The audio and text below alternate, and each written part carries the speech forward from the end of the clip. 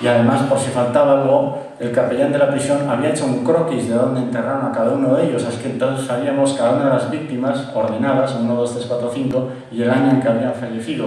Con ese croquis, y teniendo en cuenta que apareció el espacio, pudimos hacer las exhumaciones, y lo que no habíamos previsto nosotros es cada una de las víctimas que tuviera una botella entre las piernas. Y ya nos estábamos imaginando para qué podría ser la botella, cosas de los militares que son muy concienzudos y que hacen las cosas bien hechas dentro de la botella. Lo que hacían era colocar un papel. Lo que pasa es que, claro, el corcho estaba húmedo, el papel estaba estropeado, nosotros no podíamos entenderlo, hasta que de pronto vimos en una de las víctimas esta botella de jarabe con un tapón de rosca perfectamente sellada. Entonces vimos ya desde el cristal el papel, lo abrimos ahí mismo delante y nos encontramos con un papel escrito a máquina.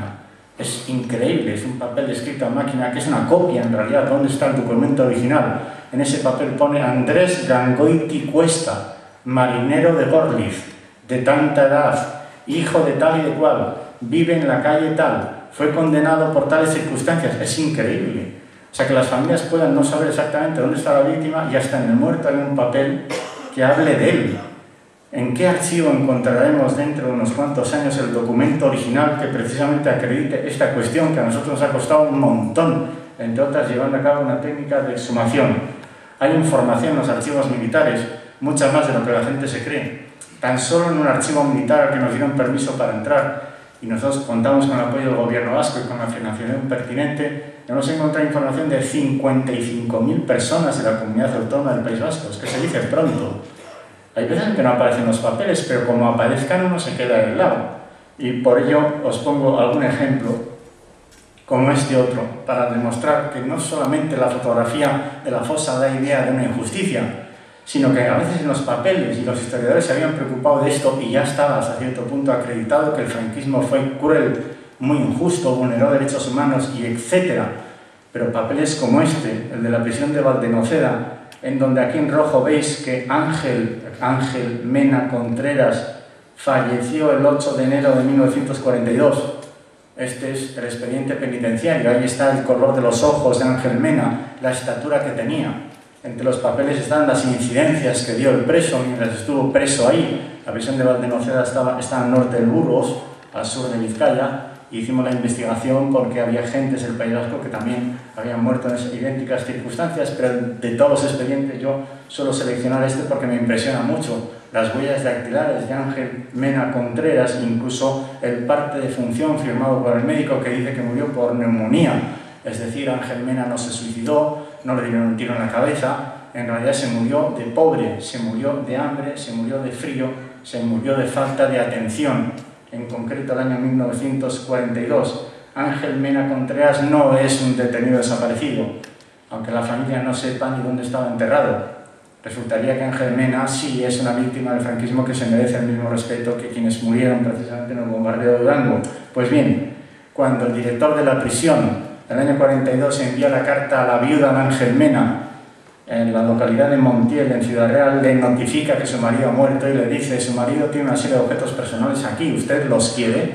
La viuda dijo que sí, que quería los objetos personales, y aparece en el expediente la carta en donde se le notifica que le cobran una cantidad de dinero por enviarle el paquete con los objetos personales. Imaginaos que tendría Ángel Mena Contreras en la prisión de Valdenoceda del año 42, las alpargatas y la muda. Pues bien, le cobraron a la viuda. Este es el asunto. Es que precisamente los republicanos que lo perdieron todo, no se dudó en sancionarles con multas y con todo tipo de recursos para precisamente beneficio de los que habían ganado la guerra. Tiene gracia ahora que haya familias que estén reivindicando la implicación del Estado con la financiación pertinente y se discuta hasta qué punto nos corresponde poner los recursos necesarios para hacer un homenaje, para sacar un libro, abrir una fosa o hacer el ADN. Es una inmoralidad. Y finalizo con estas tres últimas imágenes para deciros que en una ocasión, en unas fosas que abrimos aquí en el País Vasco, nos encontramos este lapicero. Hemos visto muchas veces lapiceros. A veces la madera del lápiz no se conserva, el grafito sí. Pero este lapicero está pidiendo a gritos que precisamente sigamos escribiendo esta historia, cada uno en el papel que le corresponda.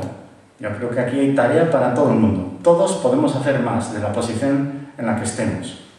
Hoy día hay canciones, poetas, escritores, cineastas, gentes que no son especialistas en medicina forense ni expertos en arqueología, que precisamente están generando material muy interesante para hablar de aquella tragedia. Bien, pues este lápiz, cuando nosotros lo encontramos, fuimos recibidos por el Lehendakari Ibarretxe y se lo pusimos en sus manos, en la Lehendakaritza, y le tembló la mano a Ibarretxe cuando vio el lapicero, que precisamente tiene que ver con lo que significa expresar tus ideas libremente y decir lo que piensas. Con el lapicero no se mata a nadie. Este hombre al que nosotros encontramos en esa fosa tenía ese lapicero y se frustró su vida y lo que hubiera sido el poder seguir escribiendo cartas como esta, la de Secundino Antón, el jefe de estación de Andoain, donde la víspera también del fusilamiento envía su último escrito a su mujer, amada Juanita, se llama así. Entonces tenía este hombre 2 hijas, y hay un momento en el que, hablando de las hijas, le dice a su mujer: enséñales a respetar mi memoria. El legado, precisamente, de Secundino Antón Sancho es lo que nos obliga a todos. Oiga, por favor, un respeto.